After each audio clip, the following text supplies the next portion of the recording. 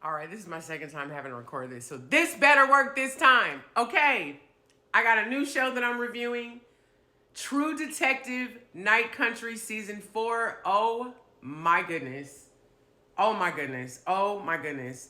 Okay, if you've never watched True Detective, get into it. Season 1 is amazing. Some of the best television I've seen in a long time. It's up there with The Sopranos, The Wire.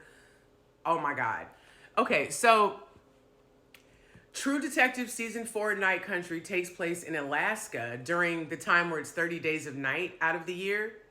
And what I'm going to do is I'm not going to go scene by scene because there's a lot to get through. I'm just going to give you a taste of what episodes 1 and 2 are about, and then we'll go from there with the reviews. But I'm definitely reviewing the show. I can't review all reality shows because that's annoying and not everybody watches reality TV. And I do be needing a break. Anyway, okay. So episode 1 opens with this rural part of Alaska. There's this research lab. It's like a bunker, and all these scientists, like 8 or 9 scientists that have been out there for years. They're researching. They're trying to find this microorganism that's like deep in the ice. It's a very very meticulous type of research job, and they they're out there. They're out at this bunker. We go in, we see them doing their normal thing. One guy's taking a shower, one guy's eating, one guy's brushing his teeth. There's a guy in the main common room drinking a beer, eating popcorn, watching Ferris Bueller's Day Off. He's watching the scene where at the end where Ferris Bueller is performing John Lennon's Twist and Shout at the parade, dancing with everybody. The reason I'm mentioning that is because that is important. So one of the guys is filming like a video, and I think he's either speaking, I really couldn't tell what language it was. It might have been Russian. I don't know. Anyway, so he's filming this video in his language, and he's talking to it, and he looks up and notices his colleague is like on the other side of the room with his back to him, and he's like this. So dude stops filming, and he goes, "Hey, are you okay?" And the guy turns around real slow, creepy like, and he goes, "She's awake." So then we cut to a week later, we see a car driving up to the research lab. Turns out this is a guy from the local police department. He brings the scientists like there's food and supplies for weeks at a time because, you know, they're rural, they're secluded. So the guy gets up there, gets out of the car, gets the dolly out, he's putting the food and the provisions on it. So he, you know, pulling the stuff in. He goes into the research lab, all the lights are on. No one's around. So he's walking around, place is empty. He's calling the scientists names, nothing. At one point he's walking down the hall and something runs past the camera real quick and he looks and he's like, "Hello? Hello?" So he walks into the common room and Ferris Bueller's Day Off is still playing that same scene, and he notices that there's a half drunken bottle of beer on the table and a half eaten bowl of popcorn. So he's like, "That's weird." So he walks back to the dolly with all the food and provisions on it, and he's just kind of standing there looking around, like trying to figure out like where is everybody. So he takes his keys out of his pocket. His keys fall to the ground under like this little console table. So he bends down and pick up the keys, and baby, there's a human tongue chilling. Cut to cops are everywhere, looking at the scene. Jodie Foster, who stars in this season, oh my God, she's killing it. She shows up with her team. And then this other lady who's also the star of the show, her name is Callie Reese in real life. Bitch is bad. Fucking gorgeous. I'm not gay, but yes, bitch is gorgeous. I thought she was a light-skinned black lady. Turns out she's Cherokee motherfucking Indian, and she's an ex-boxer. Body banging, face card serving, beautiful hair, beautiful, amazing. And she could act her butt off. To be able to hold your own in a scene with Jodie Foster, you about that life. Amazing. So anyway, she shows up, and this is them interacting at the crime scene is all being intercut with this other woman played by the amazing Fiona Shaw. If you don't know who Fiona Shaw is, she was the evil aunt in Harry Potter. That remember when Harry lived with his evil mom and not his mom, his evil aunt and uncle who made him sleep under the stairs. Fiona Shaw. She was also in the season of True Blood, the witch season. She played Marnie. Bitch is amazing.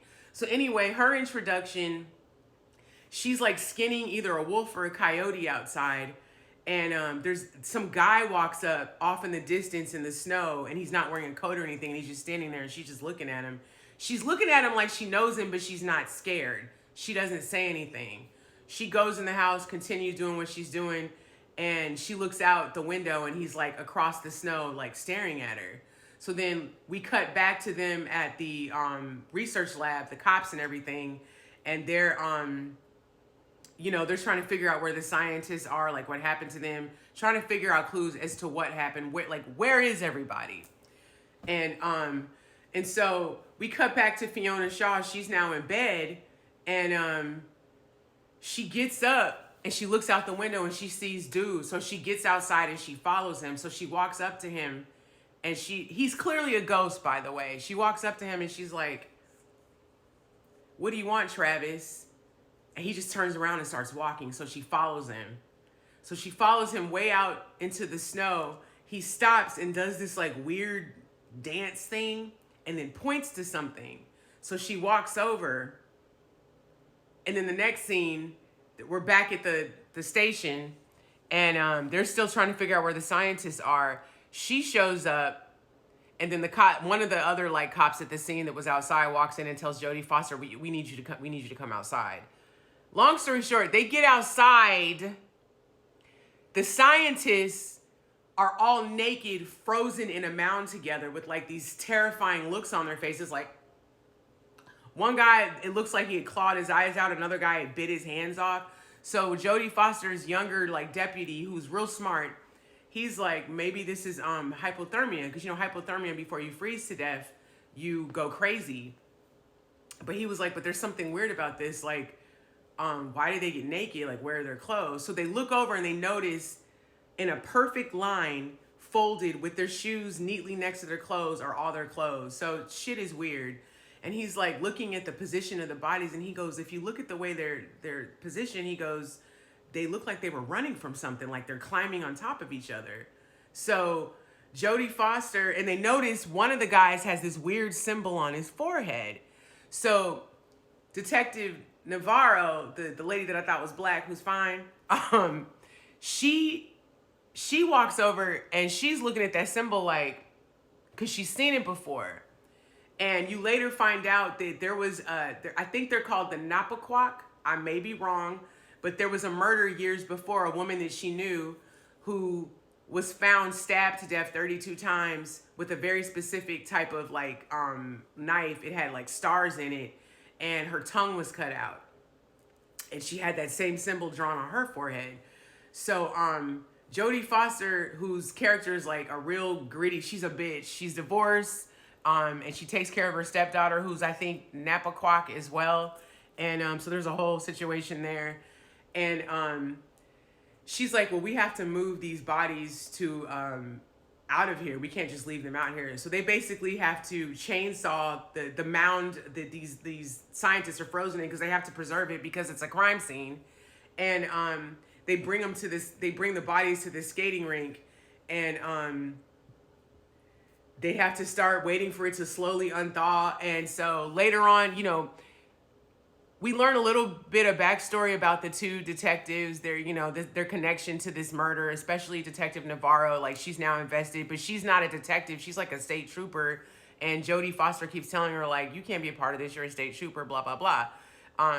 Long story short, Jodie Foster can't sleep because this case is weird. And she starts figuring shit out and realizes that there's two scientists that are missing from the frozen mound. So there's still two bodies that aren't accounted for. And now those people are suspects.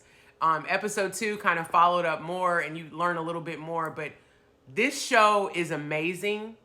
If you're not watching, watch.